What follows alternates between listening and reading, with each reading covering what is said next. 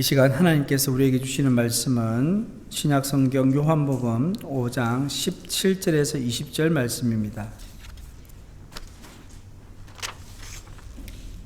요한복음 5장 17절에서 20절 말씀 교독하도록 하겠습니다.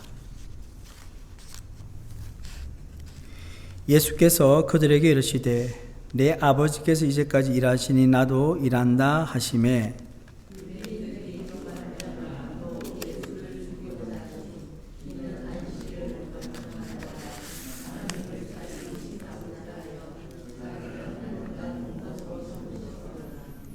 그러므로 예수께서 그들에게 이르시되 내가 진실로 진실로 너희에게 이르노니 아들이 아버지께서 하시는 일을 보지 않고는 아무것도 스스로 할 수 없나니 아버지께서 행하시는 그것을 아들도 그와 같이 행하느니라. 아버지께서 아들을 사랑하사 자기가 행하시는 것을 아들에게 보이시고 그보다도 그 일들을 보이사 너희로 놀랍게 여기도록 하시리라. 아멘. 아멘. 할렐루야. 아멘. 네, 저는 여러분들 기도 덕분에 필그림 하우스 가서 2026년 신일 목회 준비 은혜롭게 잘하고 오늘 돌아왔습니다. 기도에 감사드립니다.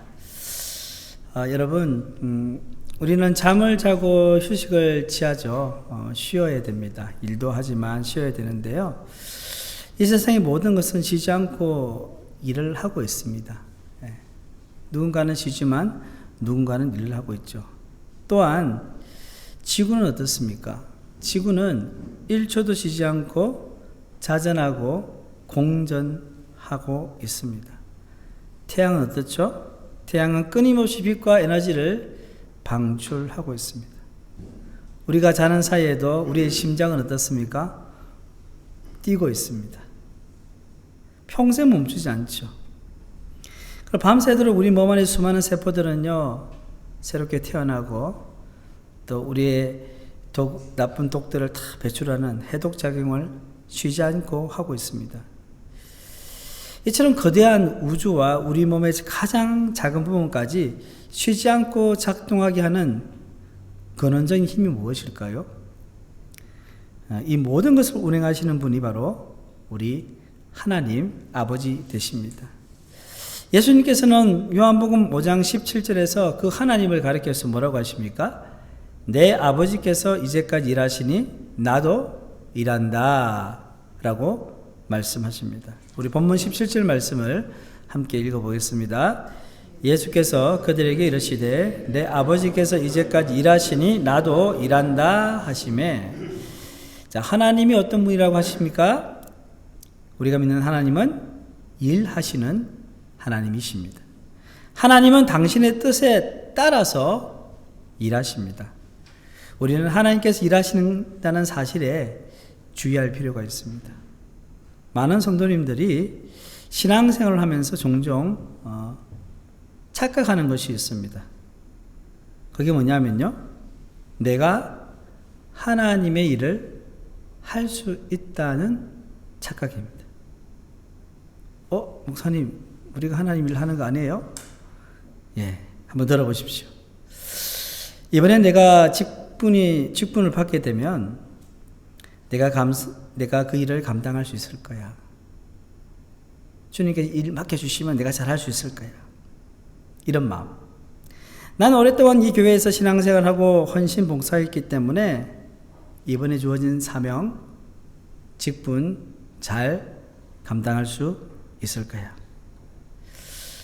옆집에 사는 철수 엄마는 평소 친하게 지내왔고 나에게 신세를 많이 졌지.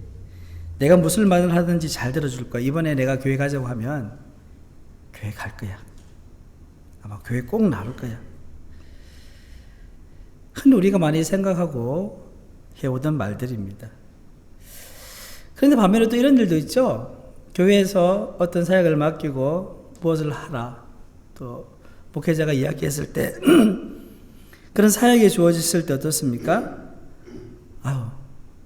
이번엔 제가 못하겠습니다. 제가 이번에는 할 수 없겠습니다. 라고 거절할 때도 있습니다. 내가 할 수 있겠다고 생각할 때도 있지만 한편 어떻습니까? 내가 할 수 없겠다라고 생각할 때도 있고 그렇게 행동을 합니다.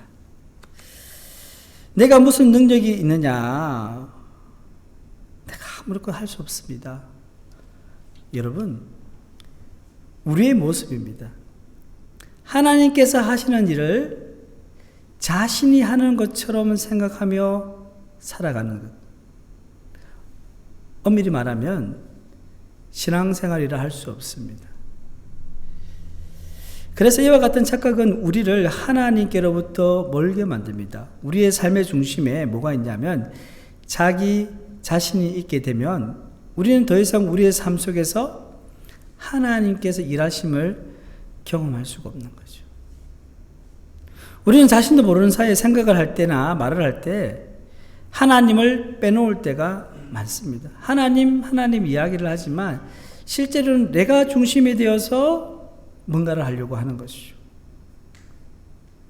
그래서 때로는 하나님을 잊게 되고 하나님을 믿지 못하게 된다는 거죠. 우리는 이스라엘 역사에서 이런 불신앙적인 태도로 큰 어려움을 당한 경우를 보게 됩니다. 이스라엘 백성들이 그랬습니다. 그들은 하나님의 놀라운 구원의 손길을 경험했습니다. 그래서 애굽 땅을 출애굽했잖아요. 홍해를 마는 땅 같이 건너갔습니다. 광야에 가니까 하나님께서 시내산에서 율법을 주셨어요. 그리고 성막을 만들려고 해서 성막을 만들었습니다. 너희들은 내 백성이 될 것이고 제사장 나라가 될 것이다 라고 했어요. 그래서 이스라엘 백성들이 이제 하나님께서 약속하신 그 가나안 땅에만 들어가기만 하면 되는 상황이었습니다. 모세는 이스라엘 백성들을 이끌고 어디까지 갔습니까? 가데스 바네아까지. 이제 가나안 땅이 보이는 곳으로 갔습니다. 그곳에서 12명의 정탐꾼을 보냅니다. 자, 12명의 정탐꾼들은요, 가나안 땅의 산지를 돌아보았습니다. 그 땅은 정말 젖과 꿀이 흐르는 그런 땅이었습니다. 그들이 정탐을 하고 돌아왔을 때 어깨에다가 뭘 메고 왔습니까? 포도송이를 메고 왔잖아요. 여러분, 포도송이가 얼마나 컸으면 메고 왔겠어요? 그것만 봐도 얼마나 그 가나안 땅이 비옥하고 살기 좋은 땅이라는 것을 알 수 있지 않을까요? 그런데 여러분들, 그 정탐꾼들이 젖과 꿀이 흐르는 그것만 보고 온 것이 아니라 가나안 땅에 사는 가나안 족속들과 그리고 그곳에 사는 사람들의 모습을 보고 온 것입니다. 자, 그래서 12명의 정탐꾼들이 보고 와서는 이스라엘 백성들 앞에서 보고를 합니다.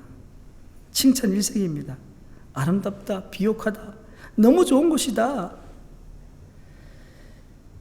이렇게 긍정적인 보고를 하고 난 이후에 자, 그러면 가나안 땅으로 갑시다 라고 하면 될 건데 그 다음에 부정적인 보고가 나옵니다. 여러분, 말은 끝까지 들어봐야 되겠죠, 그죠? 민수기 13장 28절 그리고 31절에서 33절의 말씀에 보면 이 10명의 정탐꾼들이 부정적인 보고를 하는 내용이 나옵니다. 28절 말씀부터 먼저 읽어보겠습니다. 시작. 그러나 그 땅 거민은 강하고 성읍은 견고하고 심이 클 뿐 아니라 거기서 아낙 자손을 보았으며, 자, 31절 읽겠습니다. 그와 함께 올라갔던 사람들은 이르되 우리가 능히 올라가서 그 백성을 차지하리라. 그들은 우리보다 강하니라 하고 이스라엘 자손 앞에서 그 정탐한 땅을 악평하여 이르되 우리가 두루 다니며 정탐한 땅은 그 거주민을 삼키는 땅이요 거기서 본 모든 백성은 신장이 장대한 자들이며 거기서 네피림 후손인 아낙 자손의 거인들을 보았으니 우리는 스스로 보기에도 메뚜기 같으니 그들이 보기에도 그와 같았을 것이니라. 아멘. 31절 말씀 보시면 그와 함께 올라갔던 사람들 누굽니까? 갈렙과 여호수아 그리고 10명의 정탐꾼들입니다. 동일하게 같이 올라갔죠. 그런데 10명의 정탐꾼들은요, 그 땅을 악평했다는 거예요. 처음에는 좋은 것 같이 이야기했는데 악평을 했어요. 그 주요 내용을 보면요, 뭡니까? 네피림, 이 거인을 이야기하거든요. 거인이 있다는 거예요. 거인이 있으니까 그 거인들이 보니까 우리는 뭐와 같이 보인다고요? 우리는 스스로 보기에 메뚜기와 같이 보인다는 거예요. 너무나 자신들이 작아 보였다는 것이죠. 근데 여러분, 이 10명의 정탐꾼들이 그냥 하늘에서 뚝 떨어져서 바로 정탐하러 갔습니까? 아니잖아요. 그들은 출애굽하는 모든 과정들을 처음부터 끝까지 다 경험했어요. 10가지 재앙도 경험했고요. 홍해가 갈라지는 것도 경험했습니다. 누구보다도 하나님을 깊이 경험한 사람들입니다. 그러나 지금 이 10명의 정탐꾼들에는요, 그들의 마음속에는요, 하나님이 계시지 않고 자기 자신만 서 있는 것입니다. 하나님의 눈으로 가나안 땅을 바라보지 못하고요, 인간적인 눈으로 가나안 땅을 바라보고 있는 것입니다. 10명의 정탐꾼들은요, 정탐을 떠나기 전부터 가나안 땅은 반드시 나의 손으로 점령할 수 있을 것이라고 생각하고 믿었던 것 같습니다. 그 많은 이스라엘 백성들 중에 자신들이 그 누구도 가보지 못한 가나안 땅을 먼저 들어갔으니 얼마나 스스로를 자랑스러워 했을 것입니까? 그들은 자신들이 점령할 땅이 어떤 곳인가 해서 하루, 이틀, 사흘, 하루하루 정탐해 나갔습니다. 자, 그런데 시간이 지날수록요, 10명의 정탐꾼들의 마음은요, 위축될 수밖에 없었어요. 너무나 살기 좋은 곳이고, 너무나 비옥한 곳인데, 아니, 가나안 땅 사람들이 너무 큰 거예요. 너무 강대한 나라인 거예요. 그래서 그 거인들과 싸우려고 생각하니까는요, 엄두가 나지 않았던 것입니다. 그래서 그들은 40일의 정탐 여행을 마치고 나서는요, 그 땅을 점령할 의욕이 상실되었습니다. 10명의 믿음 없는 정탐꾼들은요, 하나님께서 일하신다는 사실을 깨닫지 못했습니다. 애굽 땅에서 10가지 재앙도 누가 이렇게 했습니까? 하나님께서 이렇게 하셨고, 홍해도 하나님께서 가르셨고, 하늘에서 만나를 내리게 하신 분도 하나님이시고, 이스라엘 백성을 24시간 보호하는 구름 기둥과 불 기둥도 하나님께서 주셨는데, 이들은 결코 하나님을 향한 믿음을 가지지 못했습니다. 그러나 나머지 2명, 여호수아와 갈렙은 달랐습니다. 출애굽 이후 하나님께서 보여주신 놀라운 역사를 그들은 그냥 넘기지 않았습니다. 그들은 그 놀라운 하나님의 역사로 말미암아 하나님과 더 친밀해졌고 더 큰 믿음을 가지게 되었습니다. 동일하게 하나님의 기적을 경험했지만 어떤 사람들은 그 기적으로 인한 믿음이 없고 어떤 사람은 믿음을 가지고 있었다는 거예요. 갈렙은 민수기 13장 30절에서 이렇게 말합니다. 같이 읽겠습니다. 갈렙이 모세 앞에서 백성을 조용하게 하고 이르되 우리가 곧 올라가서 그 땅을 취하자 능히 이르기라 하라. 우리가 곧 올라가서 그 땅을 취하자 우리가 이기리라. 그리고 10명의 정탐꾼의 부정적인 보고에 동요하여서 애굽 땅으로 돌아가자는 이스라엘 백성들을 향하여서 이 여호수아와 갈렙은요, 하나님을 향한 자신들의 보석과 같은 믿음을 드러내는 말을 합니다. 민수기 14장 6절에서 9절 말씀 우리 같이 읽어보겠습니다. 그 땅을 정탐한 자 중 눈의 아들 여호수아와 예분의 아들 갈렙이 자기들의 옷을 찢고 이스라엘 자손의 온 회중에게 말하여 이르되 우리가 두루 다니며 정탐한 땅은 심히 아름다운 땅이라. 여호와께서 우리를 기뻐하시면 우리를 그 땅으로 인도하여 들이시고 그 땅을 우리에게로 주시리라.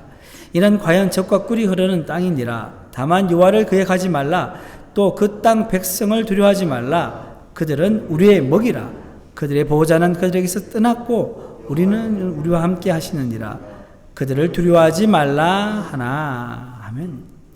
여호수아와 갈렙 동료하고 있는 이스라엘 백성들에게 강력하게 외칩니다. 그들은 우리의 먹이라. 개역 성경에는 뭐라고 합니까? 우리의 밥이라는 거예요. 여러분, 식은 죽 먹기라는 말이 우리나라 말 속담에도 밥이다. 아무것도 아니라는 거예요. 우리가 그냥 먹기만 하면 된다는 거예요. 가서 취하기만 하면 된다는 거예요. 이것이 여호수아와 갈렙의 믿음이었습니다. 여호수아 갈렙은요, 낙심과 좌절에 빠진 백성들에게 뭐라고 이야기합니까? 가나안 땅의 거민들을 두려워하지 말라는 거예요. 저렇게 크고 강대한 것처럼 보이지만 그들 두려워하지 말라는 거예요. 왜냐하면 여호수아와 갈렙은 모든 이스라엘 백성들이 두려워하는 가나안 거민들을 두려워하지 않았습니다. 왜 그럴까요? 그 이유는 아주 단순합니다. 가나안 땅에 들어가서 일하실 분은 자신들이 아니라, 우리가 아니라 하나님이라는 사실을 믿고 있었기 때문입니다. 지금까지 하나님께서 일하셨는데 앞으로 가나안 땅에 들어가서 가나안 족속들과의 전쟁에서도 하나님께서 일하신다는 사실을 확고히 믿었다는 거예요. 가만히 돌이켜보면 그렇지 않습니까? 다 하나님 하셨잖아요. 10가지 재앙도, 홍해를 가르신 것도, 만나도, 구름기둥, 불기둥도 이스라엘 백성들이 한 것이 무엇이 있습니까? 없어요. 그저 그들은 하나님 말씀에 순종하고 따라간 것뿐입니다. 아무리 강대해 보여도 순종하며 따라 나가면 된다는 믿음을 가지고 있었던 것입니다. 사랑하는 성도 여러분, 하나님께서 우리 주위에서 항상 일하고 계신다는 사실을 믿으십니까? 하나님께서 우리 주변에서 일하고 계십니다. 하나님께서 모세와 여호수아와 갈렙 그리고 이스라엘 백성들 주위에서 끊임없이 일하고 계셨던 것처럼 우리 주위에서 일하고 계십니다. 만나가 내리는 것, 구름 기둥과 불기둥이 지금 있는 것 자체가 뭡니까? 하나님이 일하고 계신다는 사실이거든요. 마찬가지로 우리의 삶도 주님께서 일하고 계신다는 거예요. 우리가 이 수요일날 저녁에 교회 나올 수 있다는 것도 뭡니까? 하나님께서 우리 가운데 일하고 계시다는 거예요. 그래서 우리가 해야 될 일은 뭘까요? 우리는 하나님의 일을 하려고 하기보다는 오히려 하나님께서 어디에서 일하시는가 알고 그 일에 동참하는 것입니다. 본문 19절 말씀 읽겠습니다. 그러므로 예수께서 그들에게 이르시되 내가 진실로 진실로 너에게 이르노니 아들이 아버지께서 하시는 일을 보지 않고는 아무것도 스스로 할 수 없나니 아버지께서 행하시는 그것을 아들도 그와 같이 행하느니라. 아멘. 앞서 본문 17절에 뭐라고 이야기했습니까? 내 아버지께서 일하시니 나도 일한다. 본문 19절에 뭐라고요? 아들이 아버지께서 하신 일을 보지 않고는 아무것도 스스로 할 수 없다고. 이 구절은 무엇을 말하고 있습니까? 하나님으로부터 보냄받아 인간이 되신 예수님께서도 결단코 독단적으로 일하지 않으신다는 말씀입니다. 예수님께서 하나님께서 하시는 일을 보고 그 일에 동참하셨습니다. 예수님께서는 자신이 원하신 일을 한 것이 아니라 하나님께서 하시는 일에 동참하셨습니다.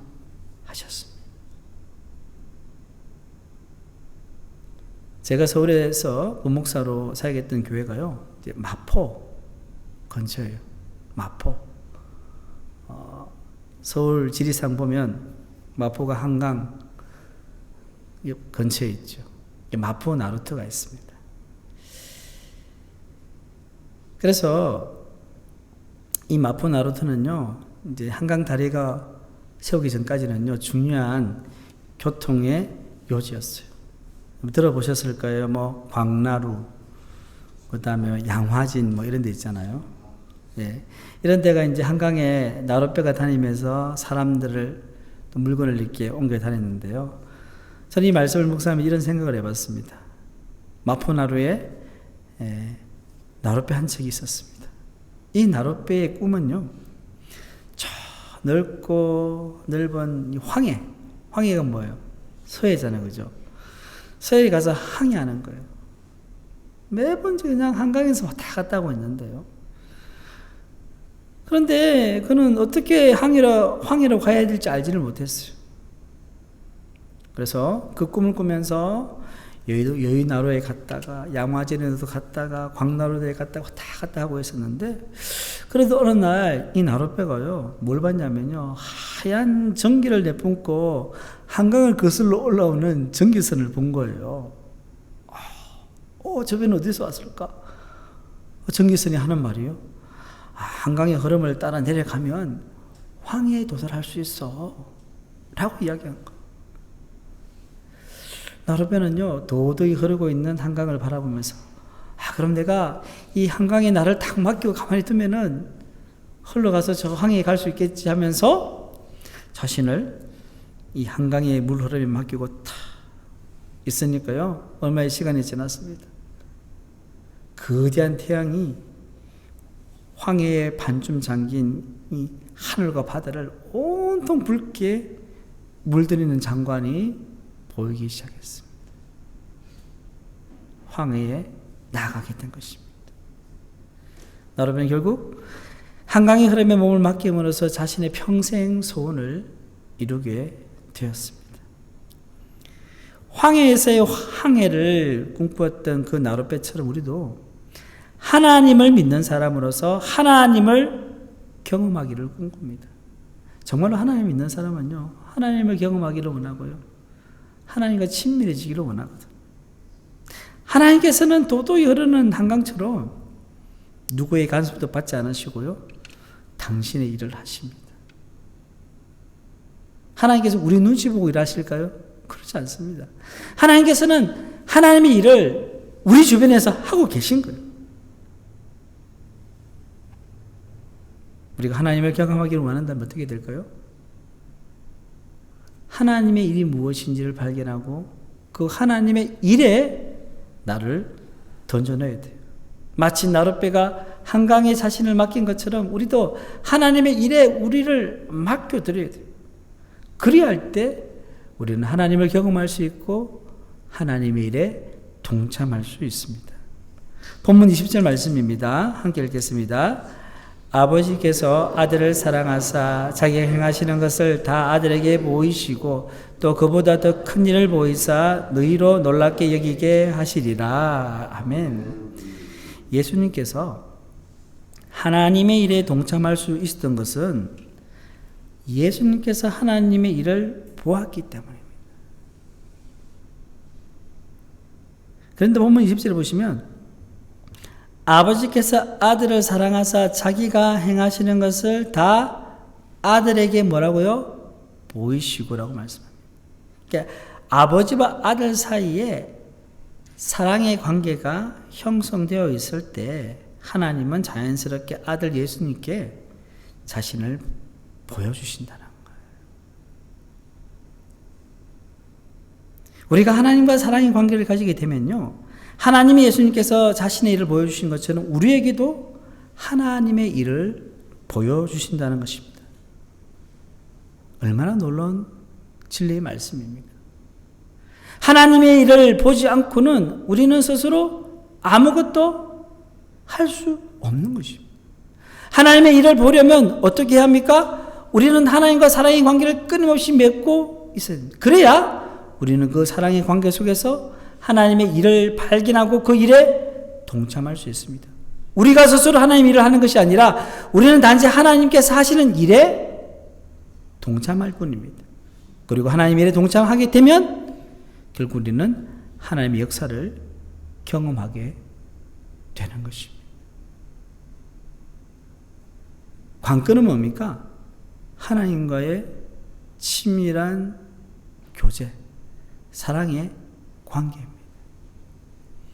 내가 그냥 내 뜻대로 하나님 일을 하는 것이 아니라 정말 하나님께서 하고 계신 일이 무엇인지를 알려면 주님과 영적 관계가 맺어져야 알 수 있다는 거예요. 여러분, 우리 부부가, 배우자가 우리가 같이 살아도요, 어떻습니까? 진짜 배우자가 원하는 뜻을 알 때도 있지 모를 때도 많잖아요. 모를 때는 왜 그렇습니까? 때론 관계가 막혀있을 때. 관계가 잘 되면요, 서로가 눈빛만 보면 알잖아요. 그런데 아무리 좋은 사람의 관계도 어떤 계기로 관계가 막히게 되면요, 저 사람이 뭘 원하는지, 지금 뭘 원하는지 모르는 거예요. 하나님과의 관계도 마찬가지죠. 그래서 우리는 뭐 철길을 따라가는 기차가 아니에요. 그냥 주님께서는 이 길을 갈 거야 이렇게 하는 게 아니라 늘 주님께 기도하면서 오늘은 주님 어떻게 일하고 계십니까? 라고 물으면서 나가야 돼요. 여러분 모세를 아시죠? 모세는 어떤 사람이었습니까? 애굽의 왕자였잖아요. 사실 하나님께서는 모세 주변에서 일하고 계셨어요. 모세가 젊었을 때 어땠습니까? 그는 여호와 하나님에 대해서 알았지만 하나님이 무슨 일을 하는지 잘 몰랐어요. 모세가 40대가 됐을 때 그는 고통당하는 자기 민족을 보고는요 마음이 아팠습니다. 어느 날 자기 민족이 동족 한 사람이 애굽 사람으로부터 그렇게 맞는 장면을 보고는 화가 나서는 그 애굽 사람을 죽이고 모르는 척 하고 있었는데 들통이 났잖아요. 그래서 미디안 땅으로 도망갔습니다. 미디안 땅에서 40년 동안 광야 생활하면서 목자의 일을 했습니다. 그리고 80세의 나이가 되었습니다. 그때 하나님께서 모세에게 나타나셨어요. 그 유명한 장면 있잖아요. 불타는 떨기나무. 불타는 떨기나무 가운데 멀리서 보니 그런 모세가 이상하다. 불이 났으면 나무가 불살이 없어져야 되는데 계속 불 붙어 있는 거예요. 갔어요. 하나님의 임재가 있는 거예요. 거기서 하나님과 모세와의 대화가 뭐 여러분 쭉 이어져 가잖아요. 그죠? 내가 보냈다 가라. 하나님 저는 부족합니다 하면서 그 과정에서 결국은 하나님 말씀에 순종해서 이스라엘을 이끄는 지도자가 되었지만요.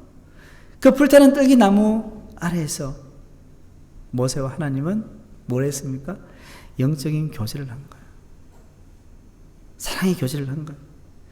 그리고 모세는 하나님께서 뭘 원하시는지, 하나님이 지금 무슨 일을 하고 계신지를 알게 되었습니다. 그리고 그는 그 말씀에 순종했습니다. 여러분, 우리가 인생을 살아가면서 신앙생활하면서 하나님께 어떤 질문을 해야 될까요? 우리는 이런 생각을 할 때가 많습니다. 내가 하나님을 위해서 무슨 일을 할 것인가? 하나님께서 내 인생 가운데 무슨 계획을 세워놓으셨을까? 라고 물을 때가 많습니다. 어떻게 보면 좋은 질문 같죠?